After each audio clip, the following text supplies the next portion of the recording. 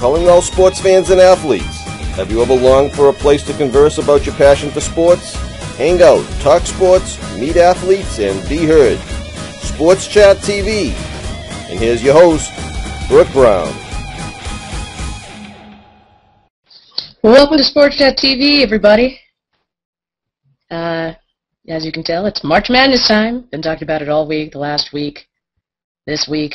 President was on Sports Center this morning making his bracket picks. I've made my bracket picks. Would love to chat some college hoops with you tonight. Waiting on a few more fans who recently just commented. Thanks to all your reshares out there, everybody. So I appreciate it. And we'll get going here in a few seconds. Right now, I'm currently paying attention to the NIT. My alma mater just started. Arizona is playing Bucknell in Tucson, Arizona, where I went to school, University of Arizona. So I'll keep a tab on that game, as well as all the games that happened yesterday, what is supposed to happen tomorrow. Thursday's the big day in the big bracket. So please come on by, comment here if you want to join, and let's chat some college hoops. Let's do it. All right. As I said, I was going to give some lowdown, give you the lowdown of what I've done in terms of my bracket, in terms of what the president's bracket, President Barack Obama, who is a big sports and basketball fan, as you may or may not know. So I would love to hear your feedback. Make a comment on any of the posts you see in your stream.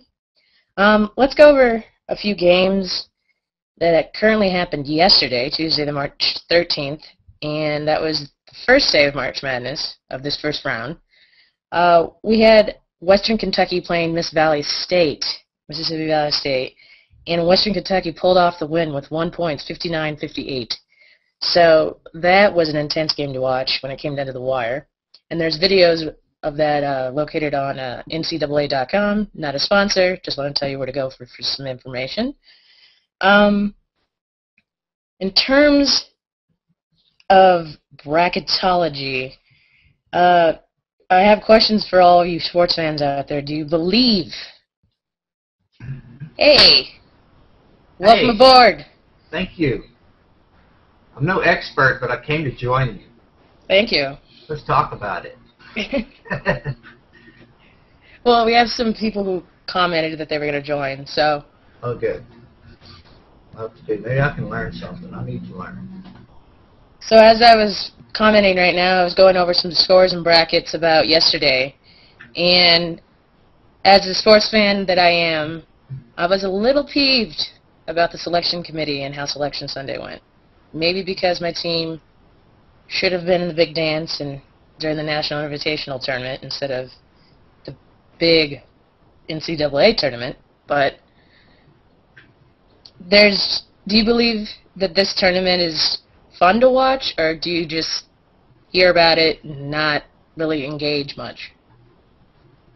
Are you asking me that? Yes, I am asking. Oh, okay. Actually, I don't hear enough about it. I need to spend more time. I'd actually like to watch it. I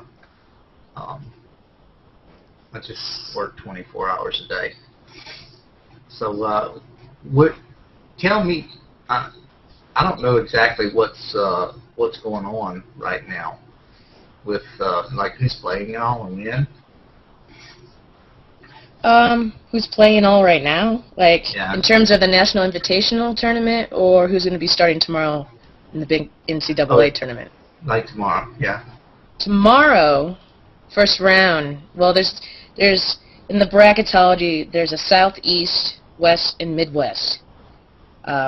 And it starts, and there'll be a round of 64, a round of 32, the Sweet 16, the Elite 8, the Final Four, then the championship game.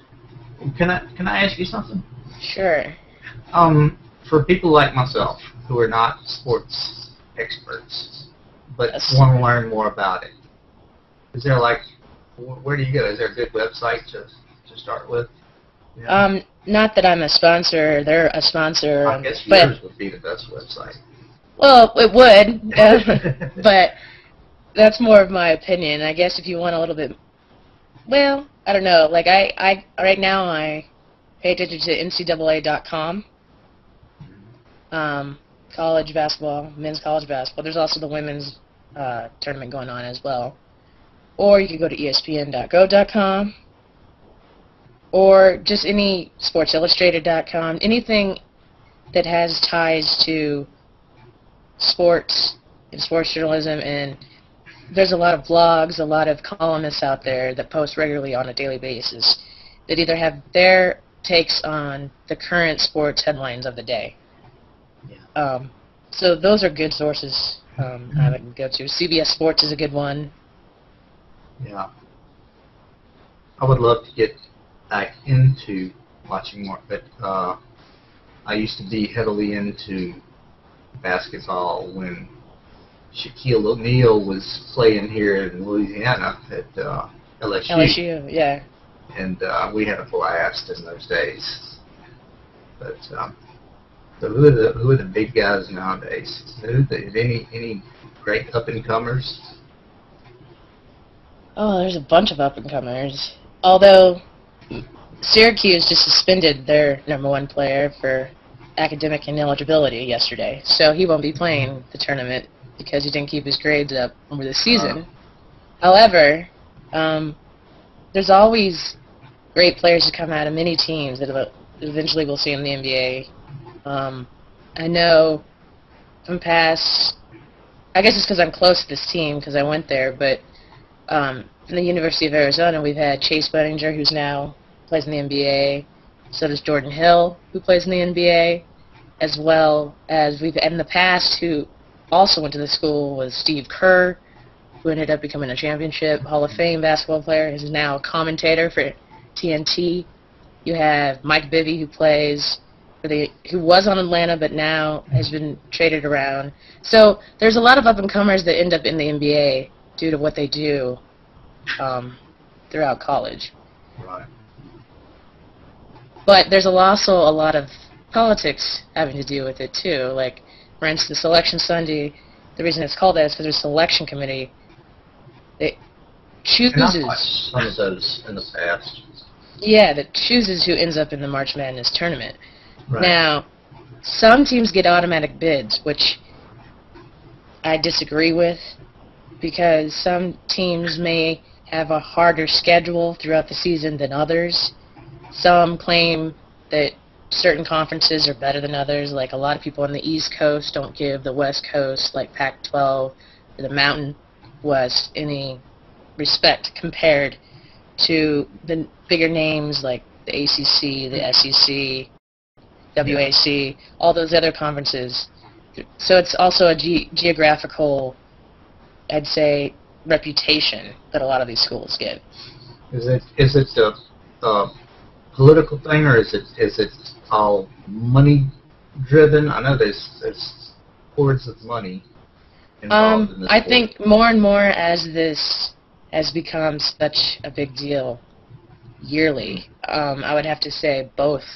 I found an interesting statistic that the March Madness is the most bet on sport in Las Vegas of the year, every year. Even more than fights, even more than the Super Bowl, World Series. March Madness brings in the most sports betting because people come, it's starting in the springtime, people like to vacation there, and people come from, people come from all over and from different colleges. So sports books at this time in Las Vegas, speaking from experience, are packed with people watching March Madness. Wow. So I would have to say that both politics and money drive the majority of this, because I know CBS, True TV, Turner Sports, the Turner Sports, CBS,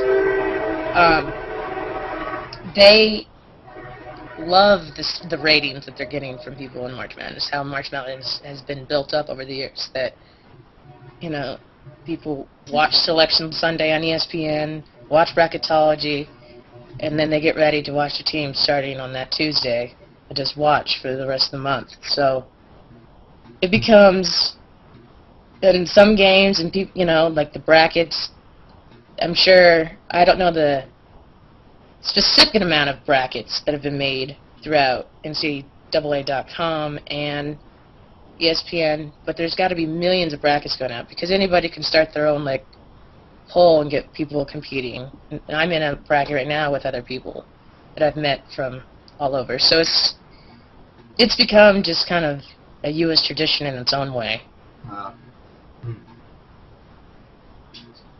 I never would have thought that basketball would be involved in gambling like that. Never thought of it that way. I guess, you know, it was that way with baseball, especially I remember during what was the guy's controversial one that lost his Pete Rose? Rose, yeah. Yeah, Pete Rose. Yeah. But is that still illegal, like what he was doing? Well, there's been some controversy in the past where they've tried, the NCAA,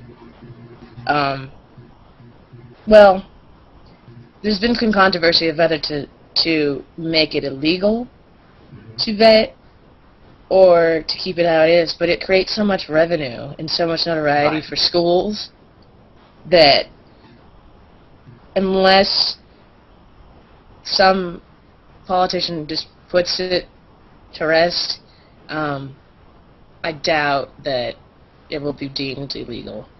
Yeah.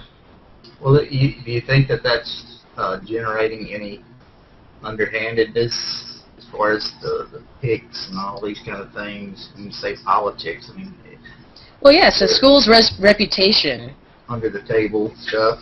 I mean, Kentucky is a great school, but to be the #1 overall seed in the south part of the bracket this season, I'm not saying taking any skill away from them. They were a great team. They fought hard this season, but they weren't necessarily, in my book, the #1 seed. You could have had Missouri. You could have had Baylor up there.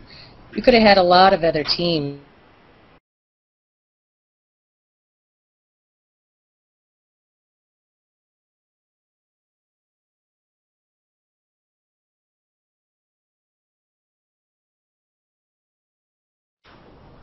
Back. Sorry about that. Okay.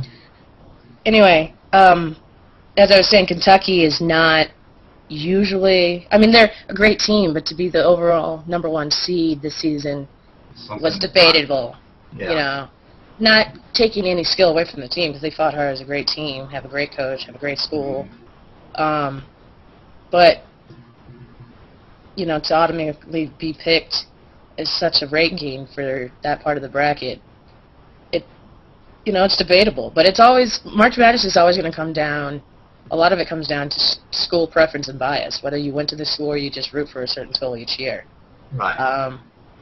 So, I guess it depends. It would depend on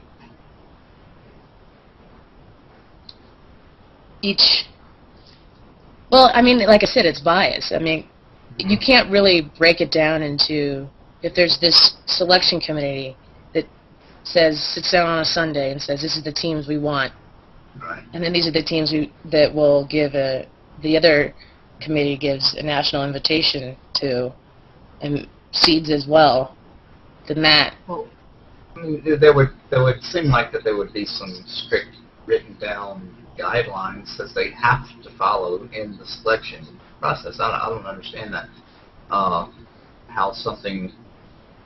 How they would be able to make such a decision that's not based on what it should be based on, which is, you know, the performance and all, I would think, you know. Right. Well, all season, you know, there's all the talking heads within sports, the analysts, who say this team will probably end up in March Madness and all that. And I'm sure that weighs heavily to whatever the selection committee thinks as well, is just how sports media portrays a certain school. So, Yeah. it's very easy to get caught up in the school's Yeah, reputation. I could see that.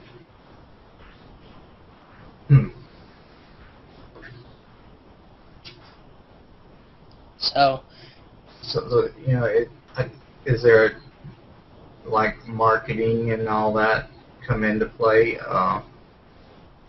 as far as the kind of publicity a certain team is getting and all? Does that play into it? Well, a school's reputation plays a lot into it, and whether or not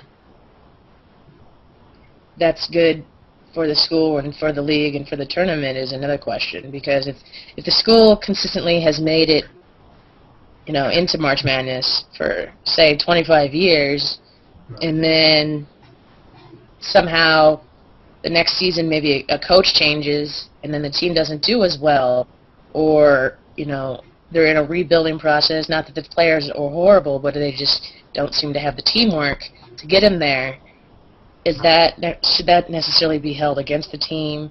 A lot of it has to do with the record, if a team is above 500. So it's not based on the previous year. It's based on the season overall. at hand. Yeah. Yes. Because I know I've seen schools that consistently make it, and then school goes through changes in the athletic program, and then they don't make it the next season. And so, depending on the school, does it weigh heavily on the athletics? Does it weigh heavily on the school, on the players themselves, coaches? So it's combined with the whole team of coaches, players, school, as well as overall. Because there are some non-conference games at the beginning of the season. Depending on that, dictates how the postseason will go.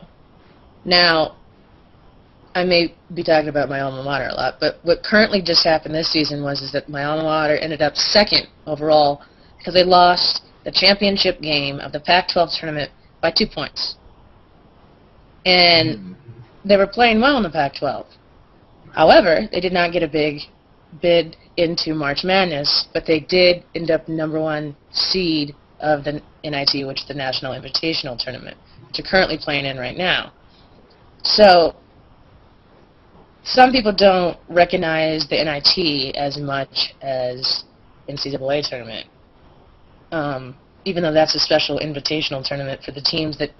There's a lot of teams, in my opinion, on the bracket this year that don't deserve to be in March Madness, and there's a lot of teams that got snubbed. Right. But again, it's my opinion. It's... Yeah, but it kind of seems like every sport or anything that involves so much money, so much revenue, like you say, is gonna. I think that kind of stuff is bound to happen, huh? Yeah. There's some things that are just not going to be fair. Indeed. But like I mentioned, brackets. Well, I was going to go over some scores for any fans out there watching. Surprisingly, Iona lost to BYU yesterday by 5 points, 78-72, in a comeback by BYU. Check the highlights online. Robert Morris beat Indiana State 67-60. McNeese State lost to Toledo 76-63. Massachusetts and Mississippi had a very high college scoring game with 101-96. Massachusetts with the victory. You have Georgia State over Tennessee Tech 74-43. And so those are some of the scores from yesterday for any of those who have previously went to those schools. Tennessee State lost to Mercer by 8, 68-60. Old Dominion lost to Coastal Carl by 2 points, 68-66. So a lot of these are very close games on the first day of March Madness, which speaks a lot for the tournament, but I don't know, like, are we going to see blowouts in later rounds of the tournament as usually later rounds of the tournament used to be the more equally matched teams than the beginning of the tournament. Marshall lost to Middle Tennessee, 86-78. Oregon beat LSU, 96-76. So those are some of the scores that you can check on NCAA.com. And currently there's a bunch of games going on at the minute as we speak. So a lot of them are just starting. Cal in South Florida just started. That's on True TV. Not that I'm a sponsor, but South Florida is up 8-3 over Cal. Nevada is losing to Oral Roberts 11-5 as we speak. So those are just some of the scores going on around the league and in Division I March Madness. Do you have any questions, concerns, comments about the scores and who's playing? And yeah, I'd like to protest that LSU loss. Yeah, to Oregon, really, which is a Pac-12 team. The Oregon Ducks.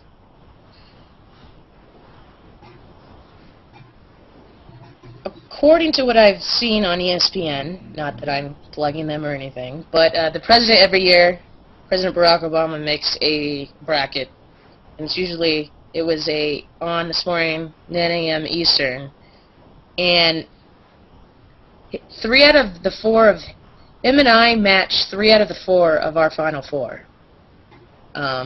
I don't know who he picked who as his national champion, but if he picked the same national champion, that'd be a little freaky that I have the exact same picks as the president.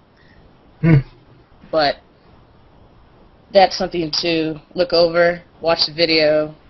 The video is available somewhere out in the internet, probably YouTube, on the ESPN channel, just saying it. I'm going to check the comments to see if anybody's actually watching us talk about sports, because that'd be awesome if they were. But there's a lot of shows going on tonight, so. Yeah.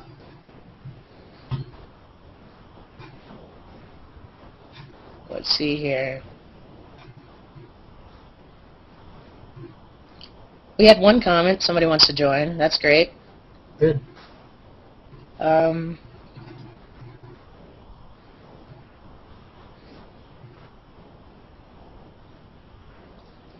Anybody out there? Any questions you have for me, Rodney?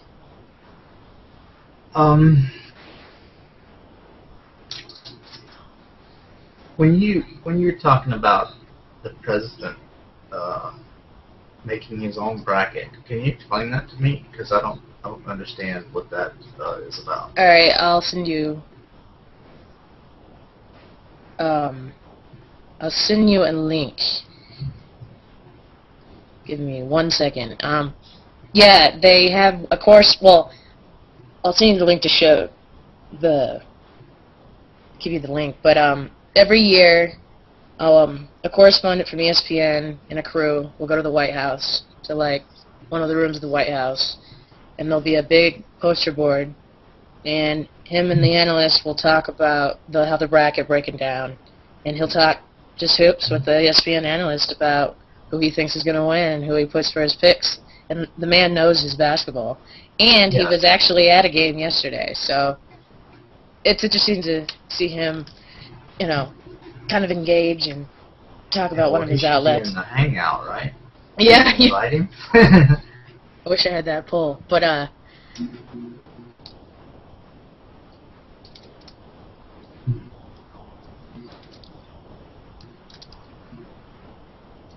So when is the next exciting game? Well, there's a bunch of exciting right now. Bucknell is currently beating my Arizona Wildcats 23-14, which I'm not currently happy.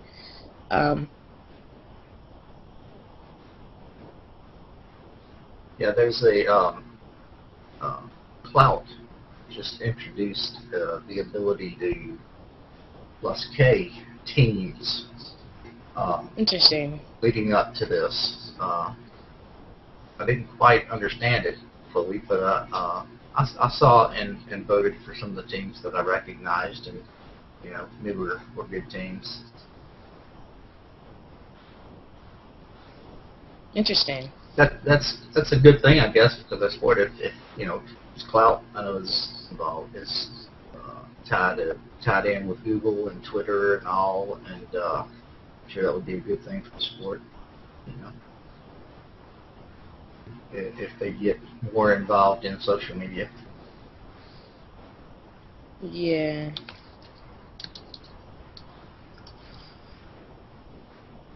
There we go. Here's the article in video. I'm not going to play it in here because, well, you know, we can't. But for future reference, you can watch this video and read the article of President Barack Obama picking. Oh. Great. And this was when? This was recorded in recent weeks, but it aired this morning on ESPN on SportsCenter.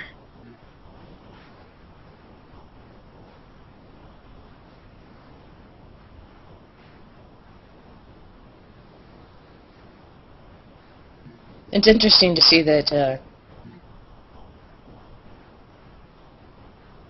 that President Obama has North Carolina beating Kentucky, which is the #1 overall seed for the title. I have Ohio State, Missouri, and UNC in the Final Four myself, but I didn't pick Kentucky. I picked Baylor. So, which is #2. And then I have, for my championship game, I have Missouri versus Ohio State.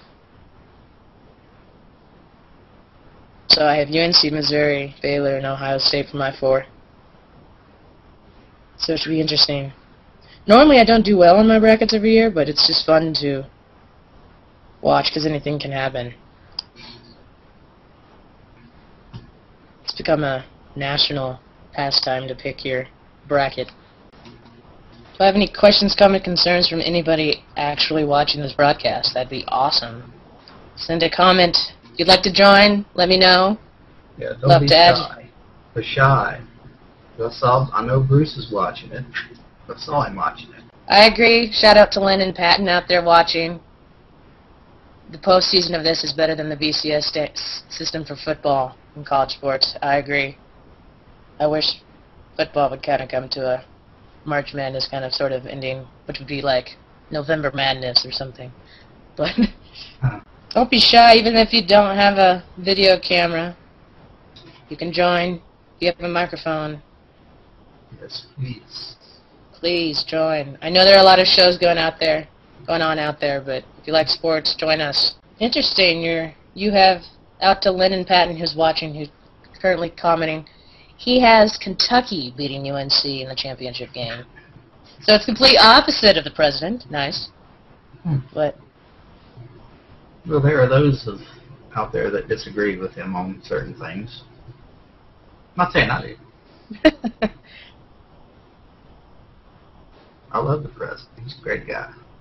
And he's a pretty decent basketball player, isn't he? For an old man. That's so I've heard. South Florida is currently in California. 18-13 on True TV, which is part of the Turner Sports and CBS affiliates. Not that I'm sponsored. Just want to let you know where to watch it. True TV, is that a network? Yes, it is. It is. Okay. Welcome, Lennon. Hello. Currently watching games out there. Welcome to our broadcast. Saw you commenting. Welcome aboard. Thank you very much. Nice to meet you. So, are you just as excited about March Madness as I am, or am I a little overkill? I don't know. No, totally excited for March Madness this year. Who do you have in the Final Four? I know I just read your championship, but who do you have for the Final Four? And here's another question. Do you agree with the overall bracket? Do you feel that there were some teams like maybe Seton Hall or Drexel that should have been added?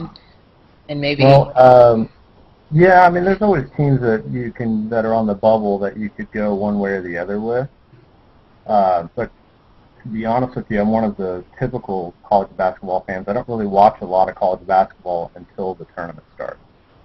Gotcha. My team, the Oklahoma Sooners, have been pretty pitiful the last 3 or 4 years. Okay. And so that affects my interest. And we have a NBA team here in Oklahoma now. Thunder. Yes. censoring us, so I watch a lot of NBA. I'm more of an NBA fan myself, not gonna lie, but at March Madness you can't avoid this time of year, so. Yeah, absolutely. Well, and I enjoyed filling out the bracket. I usually end up doing 4 or 5 different brackets in different places. I do my wacky bracket. I do my Homer bracket. I do my where I think. I mean, I pretty much just pick the number one to go all the way through. So. Nice. Yeah. It's fun to get involved and. Yeah, I've got UNC beating Missouri and Kentucky beating Ohio State in my Final Four. Huh. Close to what I have. Yeah, very conservative bracket. I do have Kansas State beating Syracuse in the second round, which is kind of a little nervous about that pick. Looking at my bracket.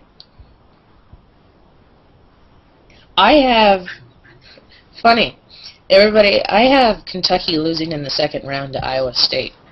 Really? Wow. Yeah, I'm choosing the upset. How cool that would be if Iowa State knocks off OSU, knocking them out of their first national championship in football, and then they knock off #1 Kentucky in basketball. That's it could be the year.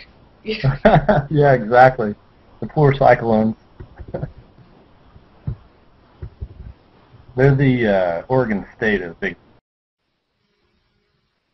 Apologize. My internet connection is acting up at the moment. But, yeah, I have that upset.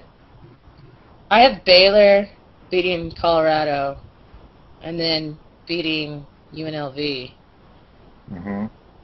And then I have, in the Elite Eight, I have Baylor versus Duke. And Baylor coming out the victor over Duke. Yeah, see, I lean towards Baylor, and in my Homer bracket that I'll do, I'll probably have Baylor winning. I'll probably have Baylor and Missouri both going pretty far. So, and then Kansas coming from that side, because I'm a Big 12 guy. Gotcha.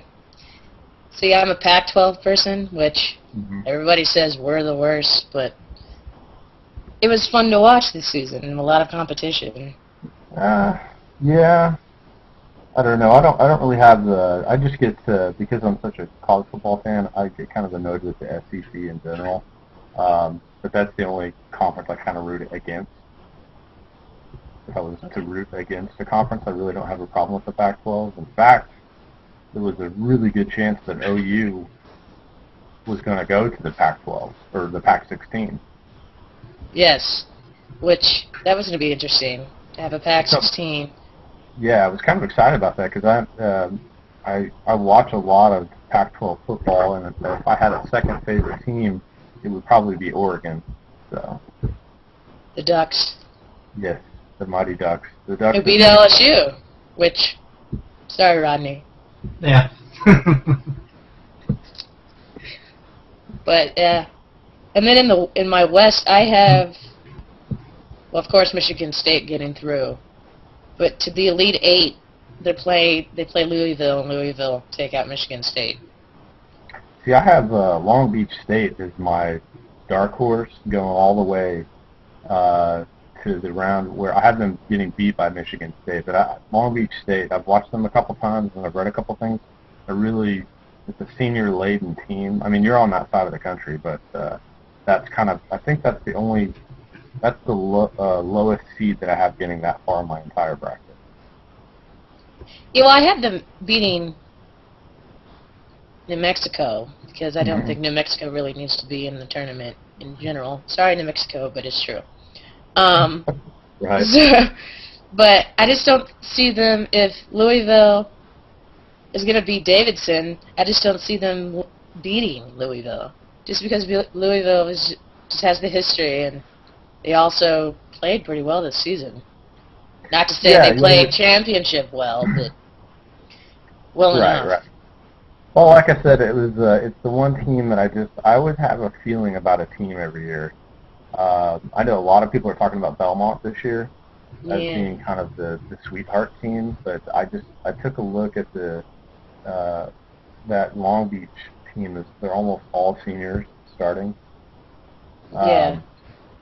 So that they have the drive to win. Right. And there's always just that one team that just goes above and beyond, whether it be Butler, Belmont's done it before, George Washington. There's always that one. That one storied team each year. Yeah. Gonzaga has basically made themselves into, you can't even really consider them a sweetheart team anymore because they've done it so many times. Yeah. Well, it's just like Marquette as well. Marquette Yeah, has... true. Yeah, but it's hard to consider a team that's in the premier basketball league, arguably, in the country, being I like it when the teams that you have to look up and see where they're at, what their mascot is.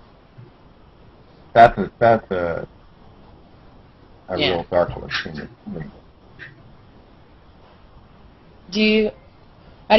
Missouri was kind of on fire this season, in my opinion, which is why I'm confused they're second and not first. But you got Michigan State in the way.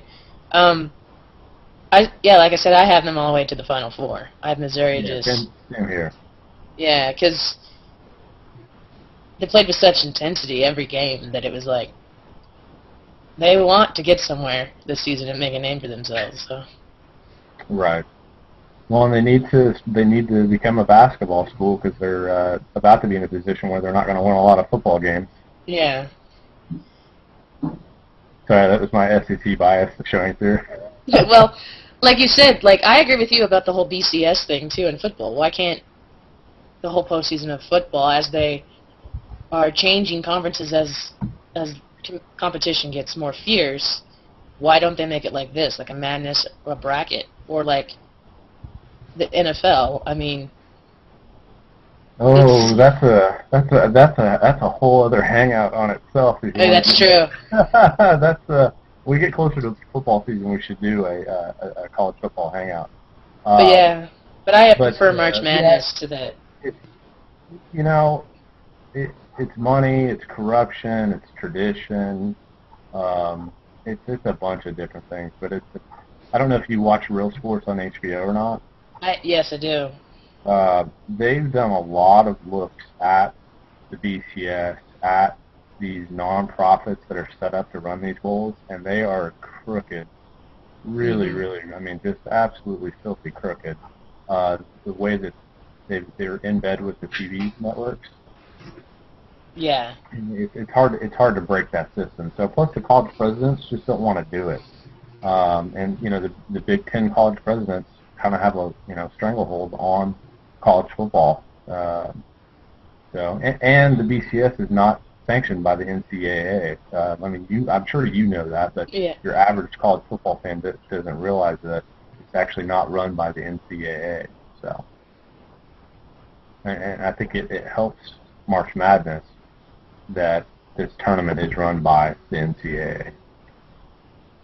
And a lot of people argue that there shouldn't be betting, like I talked before about, and that was a question Rodney had, about how in Vegas this time of year, it's all about being in the sports book. Not being at the blackjack table, but being in the sports book. So, yeah. So, do you think that helps or hurts the sport? The intensity? It helps it completely. Yeah, I agree, but some people have that. Oh no, there's betting and gambling involved, and. Well, it'd be naive to think that there isn't going to be gambling. I mean, if you tried to outlaw gambling on it, there would be guys down there gambling on people flipping coins. People that are going to gamble are going to gamble. So, as far as they'll never hold they'll never put they'll never put the championship game in Las Vegas. That's about all the NCAA can do. Yeah. Have you read any of the articles that always come out this time of year about how much productivity companies lose? Yes. Due to people filling out brackets? Yeah, because of the office polls. Everybody. Yeah. People watch it while they're at work because they're games all day, not just prime time. So yeah, That's right. it's interesting to see that every year. Yeah, I see every time this year. I always see an article or two about that, about productivity going down due to people like, nope, it's March Madness. I'm not going to work. It happens at my work as well too. So, you know, and I try to turn it into kind of a bonding thing with the employees because I can't, you know, it's almost like trying to ban them from using cell phones. It's just not realistic. I think usually with that kind of stuff, the higher ups in that business are the ones that are participating the most. So they don't have a problem with their employees doing it as well. Yeah. Yeah, yeah, and I work in a restaurant, which it's pretty casual. We don't pay that great, so I mean, like, they can burn 15 minutes filling out a bracket. It's the worst things that they can be doing while they're at work. So. Yeah. And I live in a part of the world where sports are huge. I mean, it's everyday conversation. So. Yeah. Of course, you know, mainly dominated by talk about the Thunder. So. Yes, but they've made a name of themselves. They went from a team that was an expansion team to a team that has Kevin Durant and has these players that, you know, are basically saying, hey, we are a team to be reckoned with. We're not some expansion team from Seattle anymore. Yeah, that's absolutely true. Just don't ask people from Seattle how they feel about it. Yeah, well. Well, I love it when the Thunder when they play in Portland. There's always like one or two guys that are standing there holding up their Sonics jerseys. Yeah. They need to focus on getting the Kings and don't worry about the Thunder because they're here to Well, stay. the Kings are going to stay in Sacramento, so. For now. So I don't know. Also, the Hornets. The Hornets are also a possibility. So they're. The Hornets have moved so many times. They used to be Charlotte, and then it's New Orleans. I mean, I could see them moving to Seattle, but. Yeah, well, I mean, the people in Seattle are just going to have to accept public financing. I mean, it's kind of a bitter pill to swallow. That could be a whole other hangout we could do as well, too. Yeah, exactly. No, it's cool. It's cool to watch a town that, you know, was all about college sports, you know, just really rally behind this team. So, and you know, we hosted the Hornets here following Katrina. So we got a little taste of, you know, big time basketball, and that's really when I started watching NBA. So. Oh yeah, that's right. Because New Orleans moved. Wasn't it the New Orleans Oklahoma City Thunder or something like that? That season. So, which is like the longest team name ever, but. Right. But it was great to see the sport continue after such a devastating event occur, and how. As the rebuilding happens, people, you know, people still can bond over sports, which is, I think, it's a good thing. But agreed, and I think the people in Oklahoma were like, "Hey, NBA basketball is pretty good." Yeah. I remember watching that. You know, did you see all these? If you watch primarily college basketball, like I did, you're like, "Hey, I know that guy. He was on so and so team." So. Yeah. How do you think NC State will fare? Will they beat Georgetown? I have them beating. No, I'm kidding. But I actually have NC State getting knocked out by San Diego State in the first round. Really? I have them beating San Diego State, actually. I actually have San Diego State beating Belmont too. Wow. And then San Diego State getting knocked out by Kansas.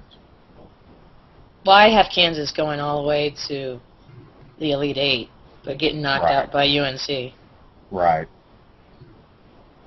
Yeah, I just want, you know, to be honest with you, I haven't watched NC State at all this year. I just went on when I don't know about a team, I usually just go with the higher seed.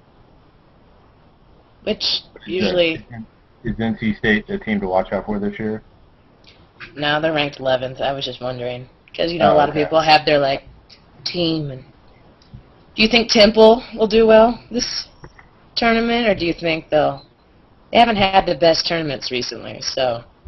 Yeah, I mean, I have them beating the winner of the game tonight. Actually, what's the score on that? Because I'm not even watching. Cal's playing South Florida right now, right? Yeah, it's currently games going on right now. According to what I have, Cal is losing to South Florida 33-13. Vermont beat Lamar. Okay. Rice is beating Louisiana Lafayette. Go Owls. Yeah. Drake is ahead by 2 points over North Dakota. Okay. It's halftime with Arizona and Bucknell, so at least my Wildcats came back, so it's 26-32, so we have time. Right. Right now, Butler is beating Delaware 70-53. Okay. Utah State at halftime over CSU Bakersfield 37-25. Nevada, well, it's going to go into halftime. Nevada is down by a point to Oral Roberts. Illinois State is up over Mississippi 26-18. And Oakland over Bowling Green 86-69. Fairfield over Yale. Albany lost to Manhattan. LaSalle lost to Minnesota. Pittsburgh beat Wolford, and there's a couple games that haven't started broadcasting yet. So. Gotcha. And a lot of those are NIT games, right? Yeah, because the bigger games happen tomorrow, but yeah. Right. So right now it's heavily in the NIT right now, which I don't know. Sometimes I shouldn't call it, but I call it March Madness Light. Because people don't necessarily pay attention to NIT, they wait for Thursday to roll around. Well, it's like on a, during college bowl season, and the Poinsettia Bowl is on a Friday night, and like the next day is like the Capital One Bowl. Yeah. I'll go ahead and watch the Poinsettia Bowl, and knowing that the better game's going to be on tomorrow. So. Yeah, I watched majority of the bowls, but some of the bowl game names this season were a little out there. The Beef O'Grady's is my vote for worst/best bowl game. Name. Well, the Idaho Potato Bowl was yes and no, but. And that was used to be the Humanitarian Bowl, right? The one that's played on the that crazy Smurf turf up at Boise State. Yeah. Yeah, I watch a lot of college football. There's a whole Wikipedia page devoted to defunct bowl games, and it's absolutely fascinating. Oh, really? Yeah. If you got an afternoon to kill. You just watch. Yeah. Well, I'm sure a lot of sponsors don't make what they think based on what team gets the bid for the bowl game. Or, in this case, March Madness, I mean, schools have sponsors. There's always sponsors throughout arenas you go to. Mm-hmm. So. Well, there's just not as much money in basketball. It's light years away. I mean, obviously the two biggest players in college athletics is football number one and basketball number two. But I mean, there's a huge difference between the two. Any questions you have there, Rodney? Yeah, I was just surprised to hear that fact. I had no idea that there was that big a difference between football and basketball. I thought, I assumed that the top players, are you referring to it like the amount that the top players are getting paid? Well, in college they don't really get paid per se. Oh. Nudge, wink. Yeah, they don't get paid. Yeah, not supposed to, but But don't they drive like Mercedes and all like that, Porsches? Depends on their offers from the agents, the scholarships they have. Yeah.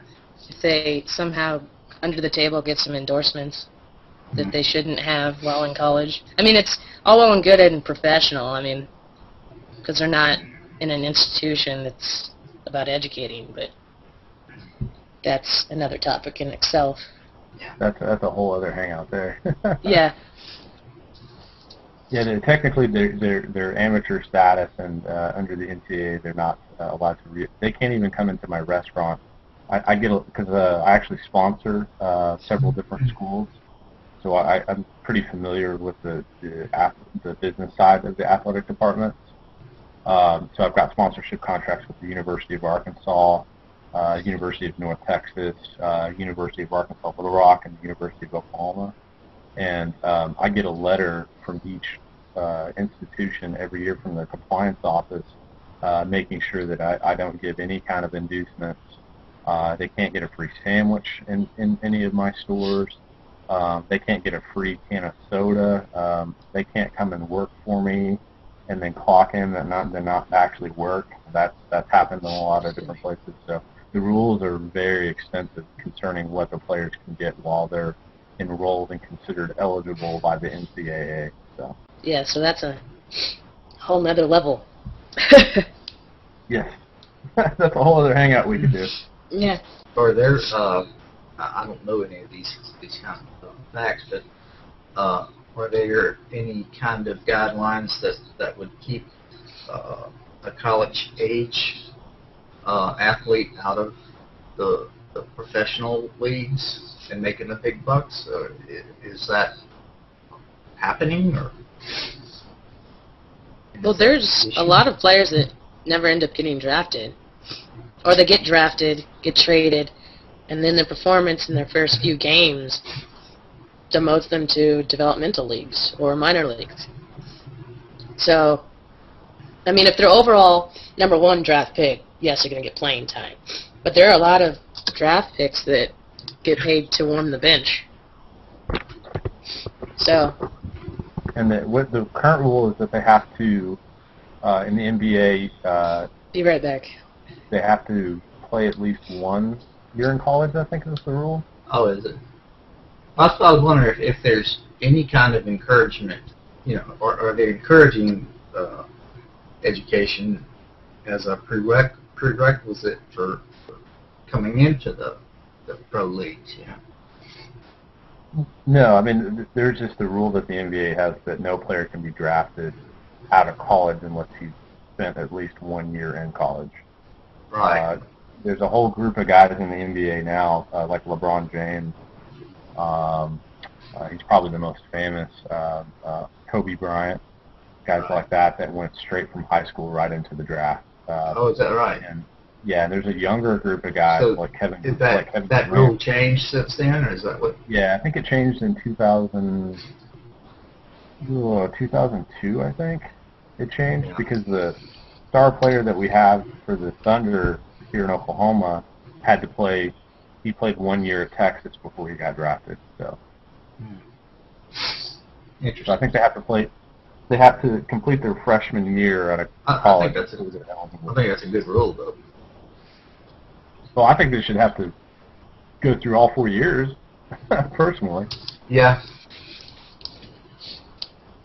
But at the same time, if you've got a young guy and he has an opportunity to change his life and change his family status, then who are we to say as fans that he shouldn't get that opportunity? Yeah, that's true.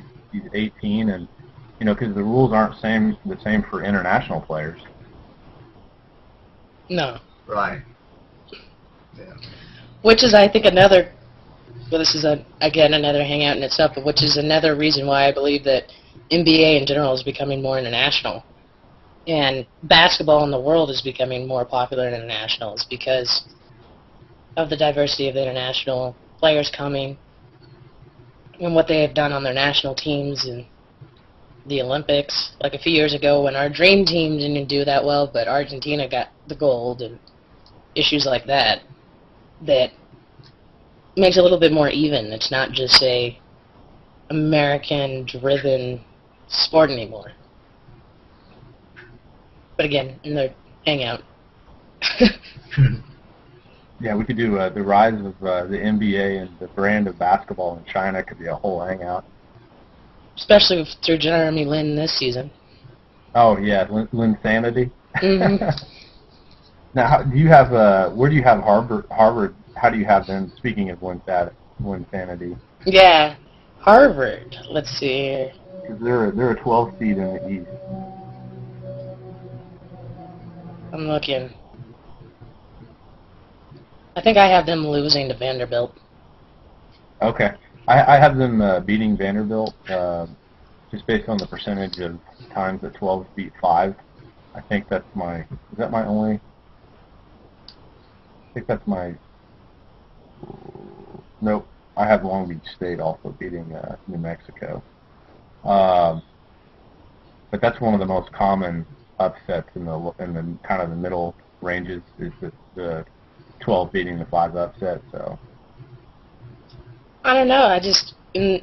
As the season wound down in the last few weeks, I was watching Vanderbilt, and they played with some intensity that they didn't have in the beginning of the season. So as much as Harvard may want it, I see it as a close game, but Vanderbilt taking it. right. But then lose. Well, I have them losing in the round of 16. Sweet 16. But You have them losing to Wisconsin. yeah. Yeah. So Have you watched Wisconsin at all this year? not as much as I have in past years. Ooh, that's some ugly basketball. Yeah. It's Kelvin Sampson style, Yeah. Defense all the way up and down both sides. And the Big Ten is known for that style of basketball. So yeah, I've watched Wisconsin a couple of times this year, and I'm just like, wow, it must be rough to be going to some of those home games as a fan. Yeah. Well, I mean, I had Syracuse going all the way to the 8, then losing to Ohio State, but without their number 1 player, Mm-hmm. Agreed. I'm Speaking of eligibility, yeah. so what's the story? What's the story with that? His grades dropped, or? Yeah, he was apparently academically ineligible to participate in the tournament, which is kind of why I ask why they wait till now, because the semester, it's like spring break. So if his grades are that bad, I don't think there's a possibility that he could get them brought up by the end of the semester, which is only a couple months away. You know what I'm saying? So you're saying, like, how is he eligible to play in the Big East tournament but not eligible to play? Yeah. Well, that's my question. Possibly because the Big East tournament's not run by the NCAA. That's probably... Yeah, but the thing is, regardless, isn't it a school rule? I mean, in athletics, I mean, I know my alma mater, the athletic teams had tutors to make sure they stayed academically sound as well as played well. So, and they were always the ones being able to enroll in classes before the rest of us. So my thing is, I mean, there's a lot of student athletes out there. And I know he's a great basketball player, but why was it not brought to the forefront before tournaments? Is it because they never asked, he never had times when he had to bring his report card or whatever what his professors were saying? Or, I mean, I know this seems a little sticky to me. Yeah, don't be surprised if you don't see an announcement from the academic advising part of Syracuse saying that they let go of the head of academic advising. So, yeah, you're right. They have I mean, most athletic departments have a academic affairs department within, which is, you're right, staffed with tutors, and they get, I mean, the institutions bend over backwards as they should to make sure that these guys get an opportunity to get an education. So, sounds like to me that maybe he just didn't do it. He might have just was not going to class.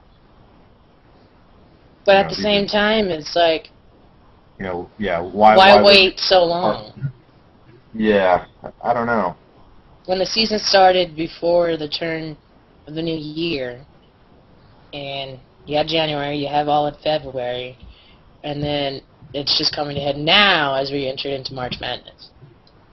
It just seems a little shady, a little suspect to me, but... Yeah, agreed. Because the reason I'm questioning it is because in the past I've seen schools where it becomes a big deal before they like suspend the player when they're in the running for March Madness. So then it becomes like, oh my God, are we going to get to March Madness? Well, it's like they let the team advance and get selected, and then they're like, oh, okay, our best player can't play the tournament. We just wanted to get in the tournament, or something like that. It just seems very shady. Well, and just from what I'm reading here, they've not had the best year off the court as far as like issues, because they had that assistant coach, the long-time assistant coach that got fired. Yeah. Because of the sexual abuse scandal. So maybe they were a little bit distracted. They let that other headline take over possible academic ineligibility. Well, it looks like he was actually suspended for 3 games earlier in the year. So I mean, they had to know. That kind of stuff is usually not a surprise. So, and I lived in Norman for 7 years, and worked pretty closely with the athletic department through my job, and they know. They talk about. I mean, if an outsider is just coming in, you hear them talking about the kiddos that are having trouble. So, and I mean, upstate New York, Syracuse basketball is huge. So, well, not even just upstate New York, but in all of New York. Yeah. You got Spike Lee even going to games, not just Knicks games. Right. Well, the Knicks have not been much to watch. As of late. Yeah, absolutely. Surprised you didn't go down to watch the Nets play in Jersey. All they have is Caron Butler. That's it. Right. That's about the only. It's like the only player you ever hear about for New Jersey right now. That and that they're moving to. Are they still moving that team to Brooklyn? That's the last I heard. I mean, they had a conglomerate of celebrity and non-celebrity buyers 3 years ago, and they were supposed to be building a stadium for them. So they're supposed to be the Brooklyn Nets eventually, but I don't know if it's this year or the next year. Or, there hasn't really been said much since that deal went down. So. Right. That's why the Seattle fans should just be calm and be patient. Another team will eventually come. They're part of the world. Yeah. Especially with the economy starting to get better across the country. That slowed down a lot of stuff. Yeah, a lot of moves were halted based on the economic status. So. Well, I know that because I'd heard that the Jacksonville Jaguars were going to move to L.A. I'd heard it was like really, really almost a done deal, but then, in 2008, 2009, the economy slows down, and that kind of squashed that deal. So we've gone over our brackets. We talked NIT. We've gone over academic ineligibility. There's a lot of games going on currently as we speak. Arizona and Bucknell are back on, and it's a 1-point game. Arizona came back. They're ahead by 1 point. That's because they have home court advantage. I've seen them lose in McKell Center because I went there. So, still a lot of game to play, but I'm not seeing a lot of big upsets so far.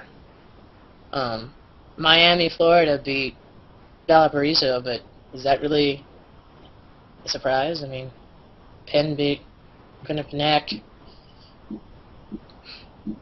We all thought Drexel should have been. Did you agree that Drexel should have been in the bubble like they should have been in because they hammered UCF today? I didn't watch enough during the regular season to know enough about Drexel. Seton Hall played well this season as well, so. And then they didn't make it in, yeah. Well, I mean, you look at some of the 16 seeds, and it's just kind of like, really? You couldn't have... You take a look at their records. Like, not to take anything away from UNC Asheville, but, you know, it's UNC... Well, I guess they got in because of they won their conference. It was the Big South. All right, let's talk about big games happening tomorrow. We have Colorado State playing Murray State. Predictions. We'll do predictions on this. Not what we have in our brackets, but basically predictions. I guess it is bracket, but it's Colorado State and Murray State. Who do you think will be the victor? I think Murray State will win this one big time. All right, Southern Miss and Kansas State. Kansas State for sure on that one. That's what I have as well. That's a home pick. Yeah. Well, I mean, I have, and the next one, Louisville and Davidson. We talked about that. Louisville. Mhm. I had Wisconsin over Montana. Oh yeah, definitely. Harvard and Vanderbilt are playing tomorrow, so that should be that's interesting. that'll be my first one, my first kind of out of the box pick that I'll be sweating a little bit. So my bracket could go really, really well or really badly on that game. Marquette and BYU. I see Marquette hammering BYU. Oh yeah, I think Marquette wins that one easily because I think BYU probably put everything out on the court last night. Yeah, just to stay. Well, because they came back to win. I mean, they were down. Iona was playing well, and yeah. I turned off the Thunder game, switched over to watch that game, and I assumed Iona had that one in hand, and I actually turned it off. So I probably should have stayed with that game. Long Beach State over New Mexico. Yeah. Gonzaga. Yeah, what about Gonzaga and West Virginia? Gonzaga, West Virginia. I've got the Zags winning that one. I watched West Virginia play against Connecticut in the Big East tournament, and I was not impressed with West Virginia. They could not hit a free throw to save their lives. They missed, in the last part of that game, I think they missed 10 free throws. Yeah. And I know that was just one game, but that usually, to me, that's an indication that the team is not tournament worthy, not tournament ready. I mean, I know Colorado ended up winning the Pac-12, but I think UNLV will take it. Oh yeah, I think UNLV puts a hurting on them. Although, I mean, Colorado had what was it, 5 games in a row that they've won? Yeah, and they beat the Wildcats by 2 points to get into the tournament. So. Do you look at the game predictor on ESPN that like breaks down like what the computer picked and then versus what the public? That one's actually kind of interesting. It shows that over 75% of the people playing a bracket on ESPN have picked UNLV, but the computer only has them at a 71% chance to advance. So so it's a little bit more even matched. Yeah, I mean, well, Colorado had a 23-11 season, but UNLV had a 26-8. Right, but they also play in the Mountain West. Yeah. And then they beat UNC? Huh. Is that UNC? It says that UNLV beat North Carolina this year. Interesting. I did not know that. SC Upstate and Kent State is the final one on my list. Did SC State? Which one is that? SC Upstate and Kent State. Oh, and Kent State. Is that a NIT game? Could be. I think that's an NIT game because I don't see that on my. Unless I'm just missing it. Yeah, if it's not in your bracket, then it's an NIT.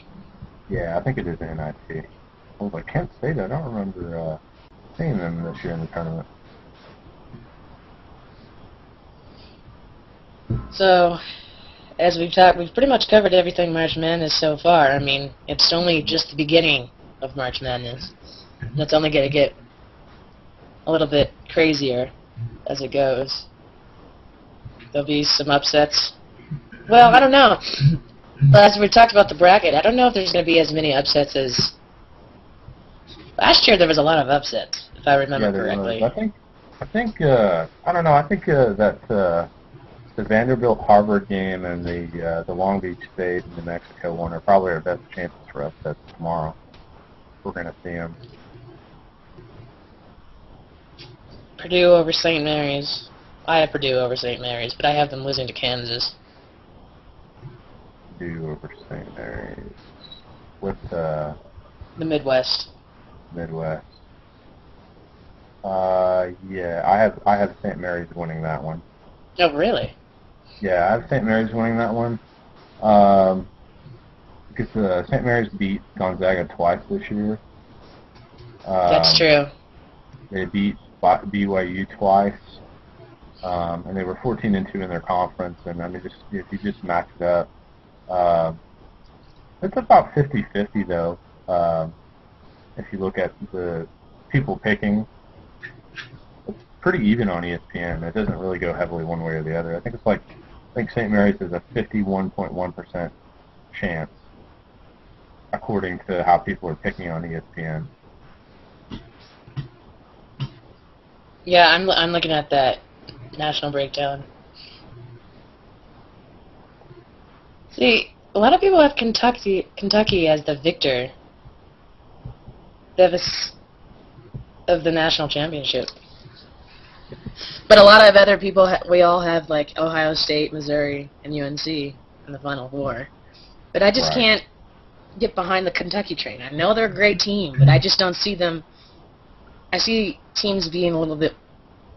I mean, maybe the round of 16 in the final, in the Elite Eight, will prove that Kentucky maybe isn't that tough. Right. And so one of their losses is they lost to Indiana by 1 point. I don't know. I took a team that's won 32 games in college basketball is pretty impressive. Out of 34, didn't lose a single game in conference play. Just looking at it from purely the numbers standpoint. If you were a calculator picking your bracket, you kind of have to go with Kentucky. So, Roger, are you going to do a bracket this year? No, actually, I don't know enough about it to do one. Sure. I'm wanting to learn though. You could do like my girlfriend does. She just picks based on the team name. Oh, the color of their uniforms or something? Almost at random, and she actually almost always does better every year in her brackets than I do. Really? Yeah. I might give it a shot then. See if I can. You got till noon tomorrow to get them if you do it on any of the online ones. Oh, really? Yeah. Yeah, I do that one on ESPN. Just the tournament challenge. If you just go to ESPN and go to the tournament challenge for college basketball, sign up and pick. And that, what they do, you can join, like, I've joined my friends in a little play, or you can just pick, like, a group of fans, or you can just go against everybody if you want. But is that, like, public so that you're kind of competing against everybody and see who gets the best? Well, yeah, like, close. You're always kind of, you can go against, you can always check the stats of the others. There's probably millions of brackets now out. Yeah. So. Yeah, CBS Sports is another good place to do an online bracket too. So that's where you got the information that you're mentioning earlier about the presidents. Right? And that's ESPN. He fills his out with ESPN, but then all the networks like CBS and whoever carries sports, they all take the one he did on ESPN, and that's the president's bracket. Oh, okay. Yeah, Rodney, I'll send you a link to the ESPN. Okay. Where you can do your own bracket. There's a lot of tools on there if you've never done it before. So, or you could just pick random teams. Yeah. You can research it and I'm sure the people that spend all this time doing bracketology probably. I'd be curious to see what the percentage of actually how they do overall compared to people who just randomly take 5 minutes doing it. Yeah. I want to get more involved. I love sports, and I want to get more involved and learn more about them. I've been, for the past 2.5, 3 years, I've been working 7 days a week trying to get a business going. And I'm at a point now where I can start relaxing a little bit in the evenings and, and watch some sports and stuff. I love UFC, but I always loved basketball, and I would love to get back into it. It's 18 hours a day behind the computer is getting kind of old now. I'm ready to watch something else. All right, guys. Well, I'm going to bounce. This has been Alrighty. fun. Yes, it's been really fun. Thank you to all my guests. Thank you, Rodney. Thank you. Thank you, Lennon, for joining, despite not having a webcam. But eventually you could get a webcam, and then it could be like... All right. So, yes, it was great talking March Madness. We went over all the brackets, so have a great night, everybody. Good night.